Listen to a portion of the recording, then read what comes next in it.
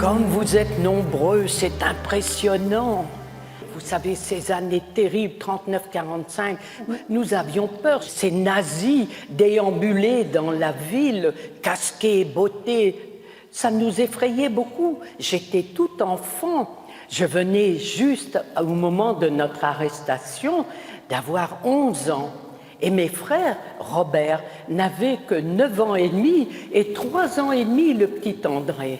Et à cette époque, vous le savez tous, il y avait des catégories de la société qui devaient disparaître, n'est-ce pas? Les Juifs, mais pas seulement, les Tziganes, les malades mentaux, toute une catégorie d'êtres humains devait disparaître. Et je suis là aujourd'hui. Quelle revanche, n'est-ce pas, sur les nazis? Donc je me dois de témoigner. Nous habitions Roubaix, près de la paroisse Saint-Antoine.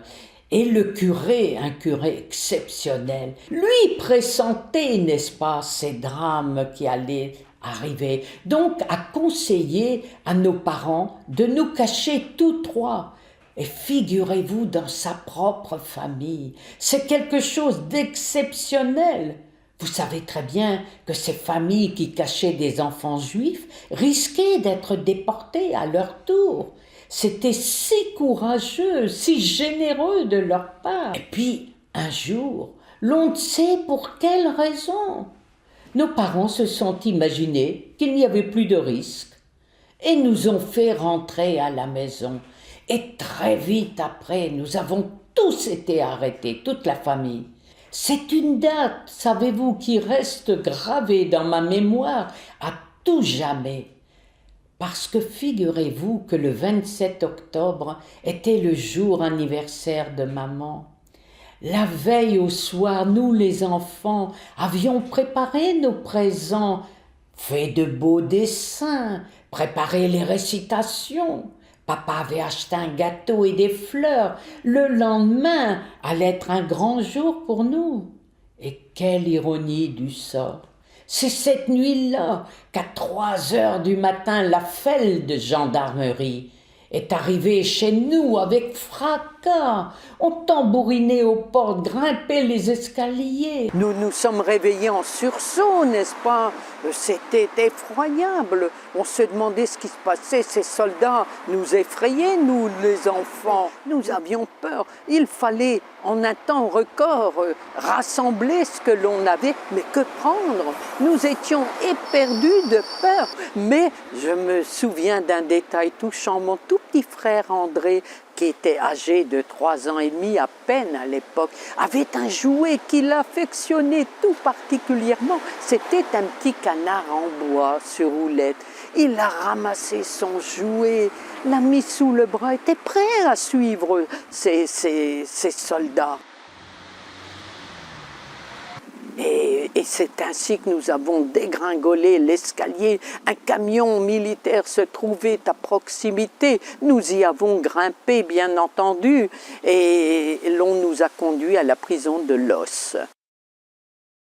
Là, aussitôt, nous avons été séparés de papa, qui est allé dans une cellule avec les hommes, maman, les 3 petits-enfants dans une autre. Nous ne sommes restés que peu de temps, 2-3 jours à Los. Et ensuite, l'on nous transféra dans une autre prison en Belgique, la prison Saint-Gilles à Bruxelles. Vous savez, les déportés du Nord-Pas-de-Calais sont pratiquement tous passés par la Belgique parce que le commandement militaire allemand était basé à Bruxelles. Ensuite, l'on nous transféra dans un grand camp de rassemblement, toujours en Belgique. Ce camp s'appelle Malines. Malines, en Belgique, au fond, c'est l'équivalent de Drancy, en France.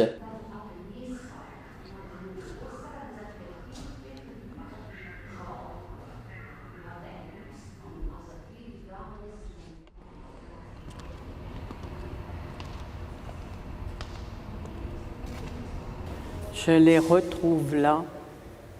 Maman, qui, bien entendu, toute souriante, ce sont des photos d'avant-guerre, Lily, n'est-ce pas, moi-même, mon frère Robert et le tout petit André.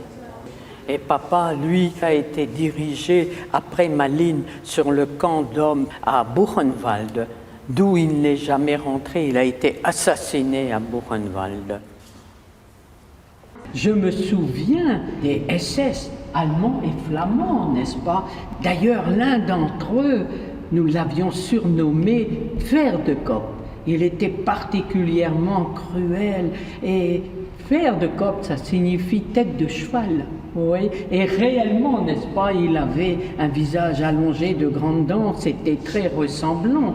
Et nous, les enfants, avions bien peur de lui. Nous nous arrangions toujours pour être hors de sa portée.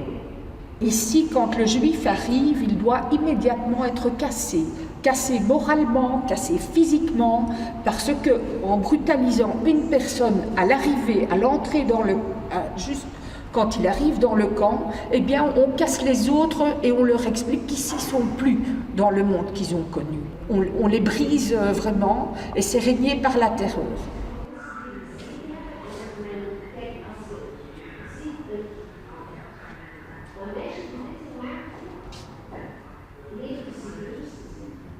C'est à Malines que la famille est séparée, en fait. Voilà, on était glacés d'effroi, on ne nous donnait pas à manger ni à boire.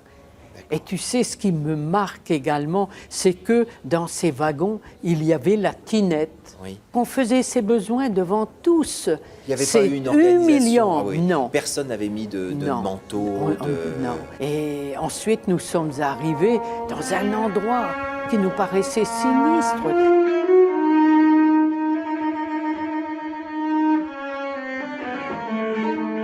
Il y avait de nombreux blocs alignés et surtout, ces SS nous poussèrent schnellos jusqu'au Washraum. Le Washraum est l'endroit où nous avons subi une douche rapide, n'est-ce pas? Aussitôt après, nous avons tous été rasés.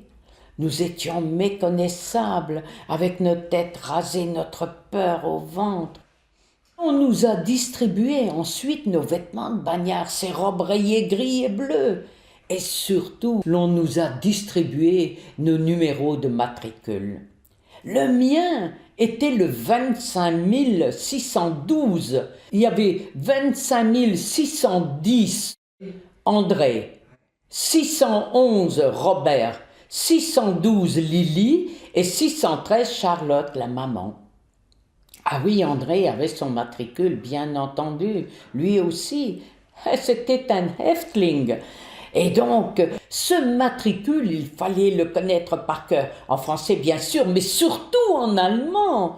Parce que si l'on ne répondait pas à l'appel du nazi, on recevait des coups de fouet, on avait tout intérêt à retenir son numéro de matricule. Et à partir de ce moment-là, nous perdions toute identité, nous n'avions plus de nom, nous n'étions plus personne. Lorsqu'on s'adressait à nous, c'était uniquement par l'intermédiaire de ce matricule.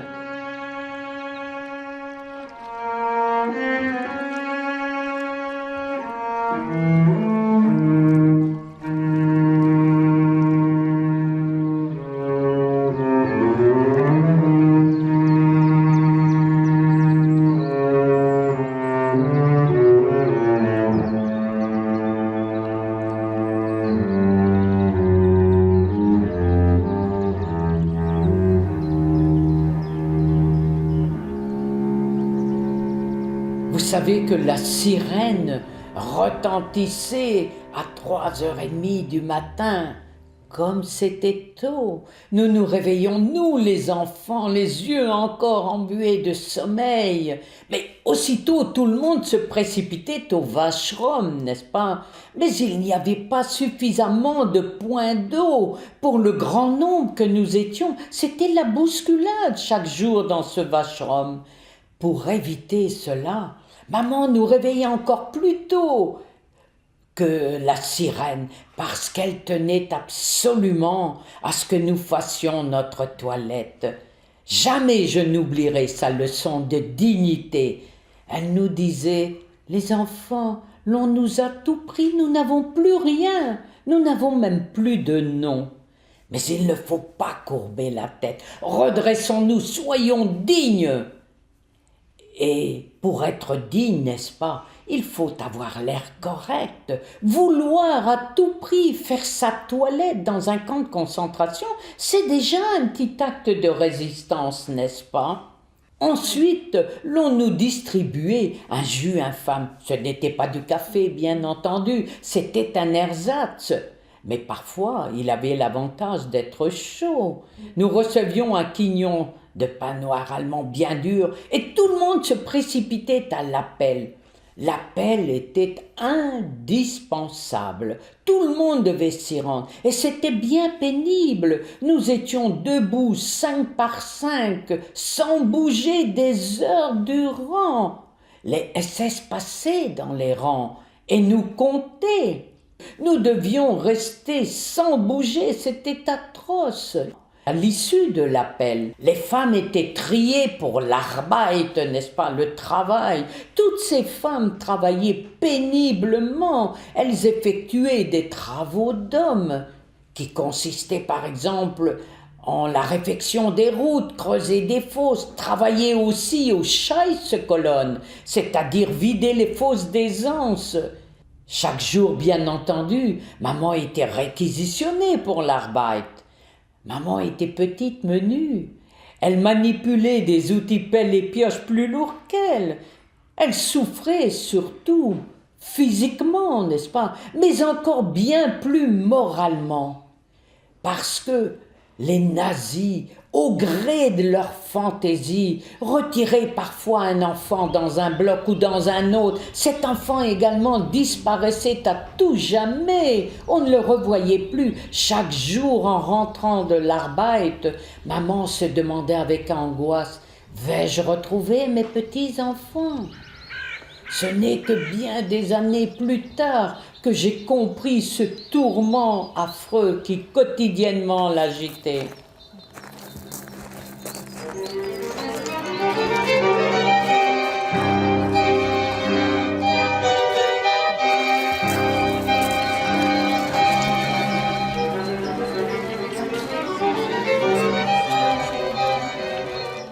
Vous savez, nous étions des petits-enfants tellement tendres, tellement bien élevés. Je n'avais rien fait de travers. Je me disais, mais pourquoi sommes-nous dans... J'ai très vite compris, bien entendu, que c'était pour cette religion. Nous n'étions même pas pratiquants, n'est-ce pas, dans la famille. Mais voilà, j'étais née dans une famille juive et les juifs étaient particulièrement visés pour disparaître de la surface du globe.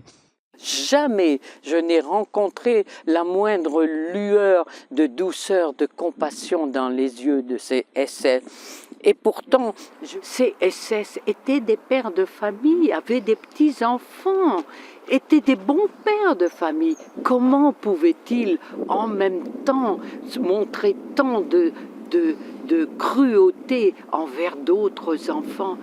Mais je dis toujours, et j'y crois, un regard de compassion de la part d'une autre déportée, un bras sur une épaule, une caresse sur la joue, c'était énorme déjà, ça nous donnait la force de tenir, vous savez.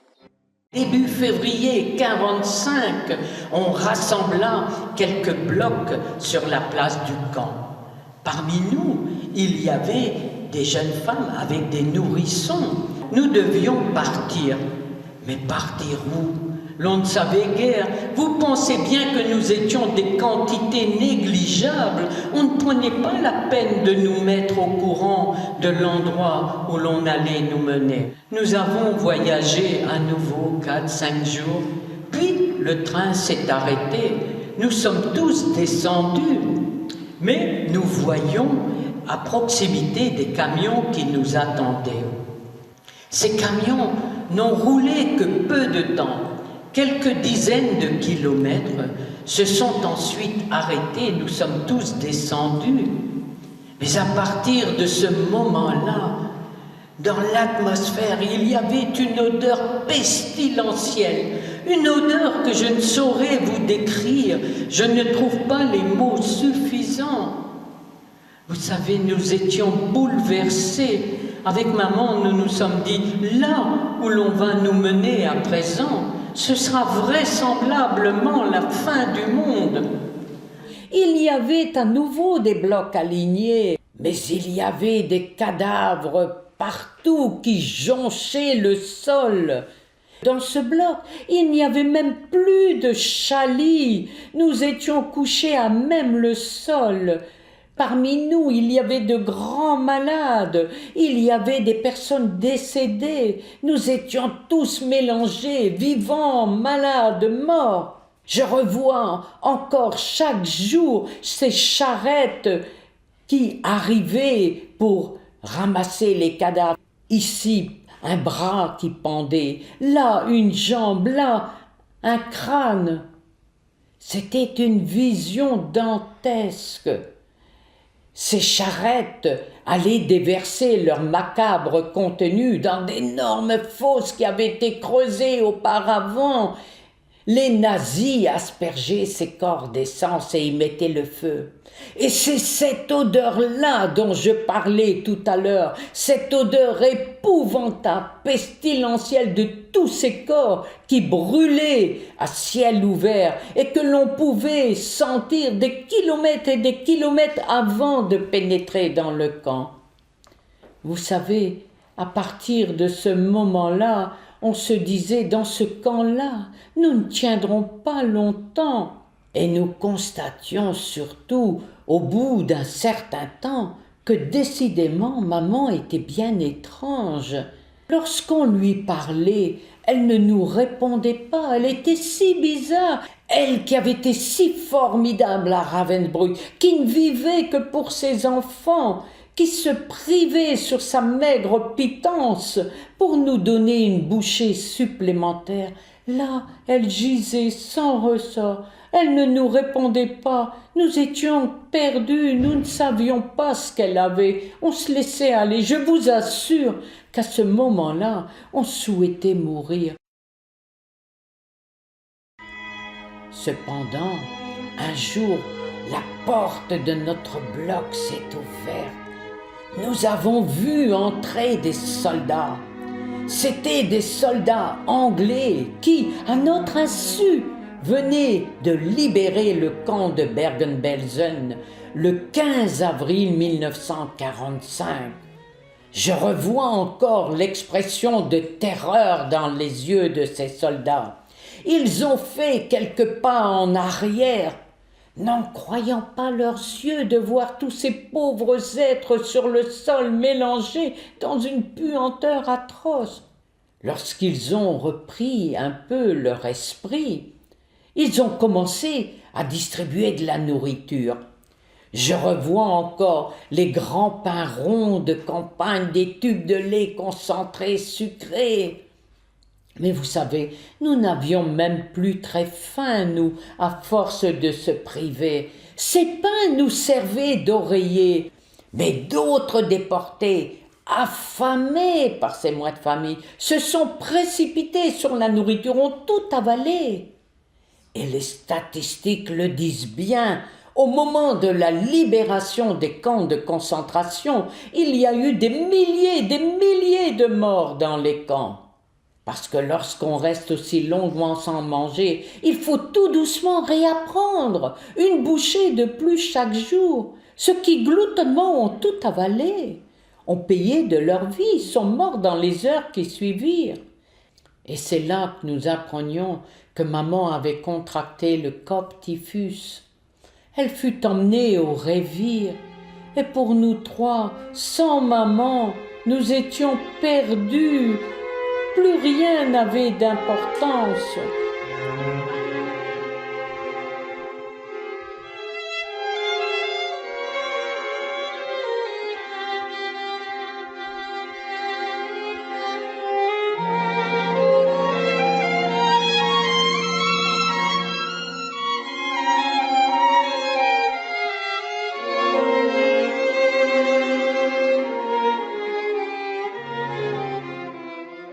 Cependant, les Anglais commencèrent à organiser le rapatriement de tous ces déportés.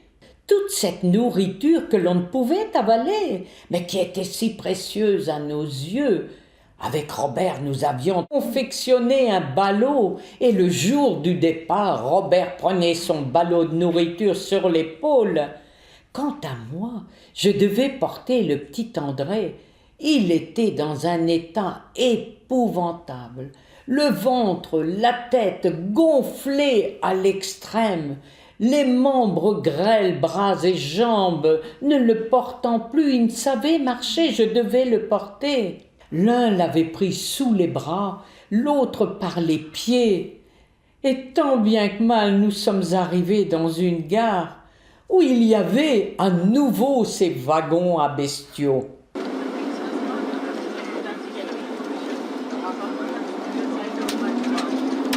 Si nous n'étions restés que 15 jours de plus, personne n'en revenait. Et donc, maman, au moment de la libération, est allée au Révire. On l'a emmenée au Révire puisqu'elle était très mal en point.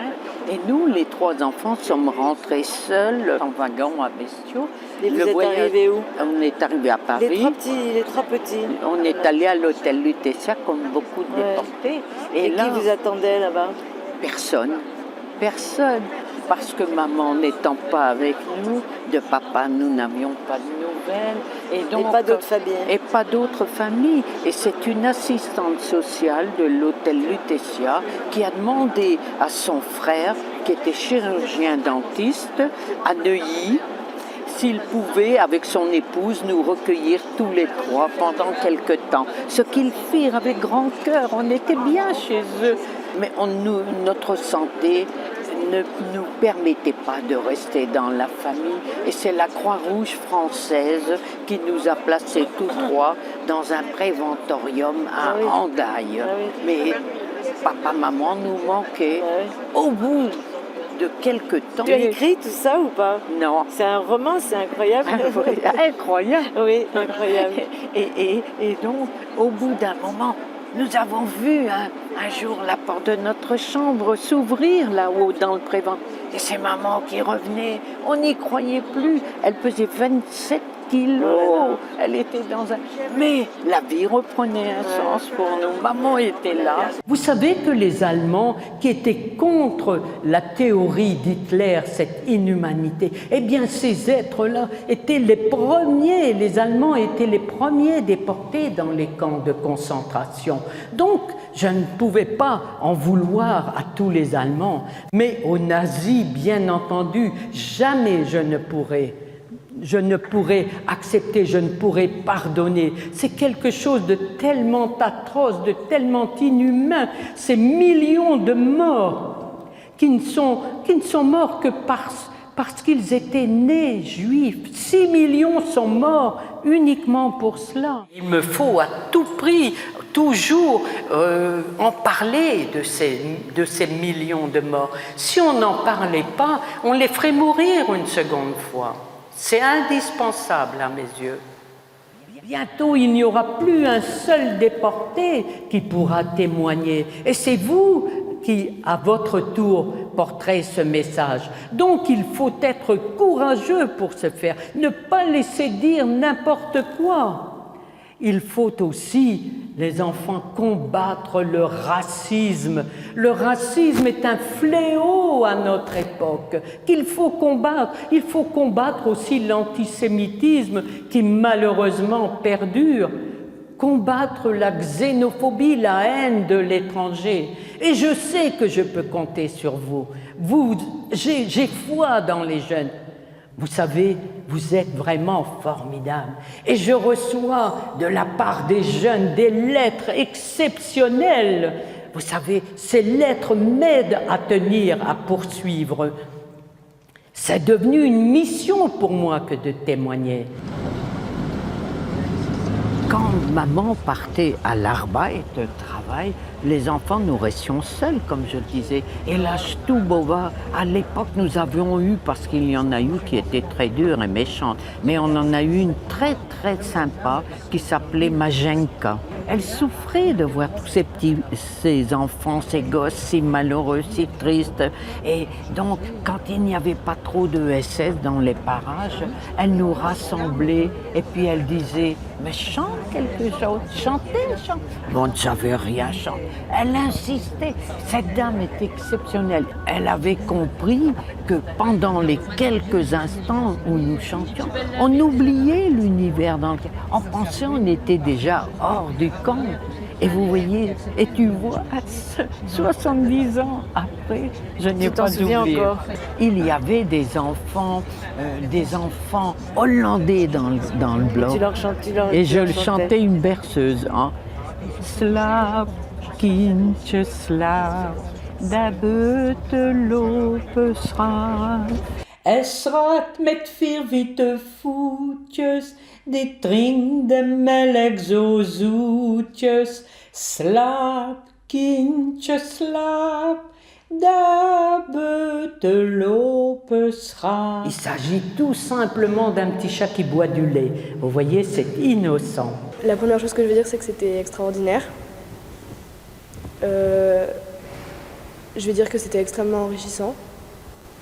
J'ai surtout pris une leçon, je crois. Une leçon de dignité et d'optimisme. Enfin, je ne sais pas si vous vous rendez compte, mais c'est incroyable de vous entendre dire que vous êtes toujours optimiste, alors qu'il y a des gens pessimistes qui ont pas vécu et qui vivront jamais le tiers du quart de la souffrance que vous avez pu endurer. Et c'est vraiment impressionnant de vous voir, vous, dire que vous êtes optimiste. Enfin, franchement, j'ai vraiment... On a tous pris une leçon. On s'embrasse. Oh non, arrêtez, je vais pleurer. Non, faut pas. Merci ma grande, merci. Et les garçons aussi. Merci à vous. Merci. Merci beaucoup. Merci. Merci à vous aussi. Je suis ravie de vous avoir rencontré. Chère Madame Lily Léniel, je vous écris cette lettre pour vous remercier d'être venue témoigner. Vous remercier pour cette belle leçon de courage et de persévérance. Vous racontez votre histoire avec calme, sans haine, et la morale qu'on en tire s'applique à tout le monde. Nous étions captivés par votre histoire. Cela ne doit pas être facile de relater des moments aussi noirs de votre vie. Toutefois, vous devez continuer à témoigner. Ainsi, peut-être ne ferons-nous plus les mêmes erreurs. Avec toute mon admiration, Elliot.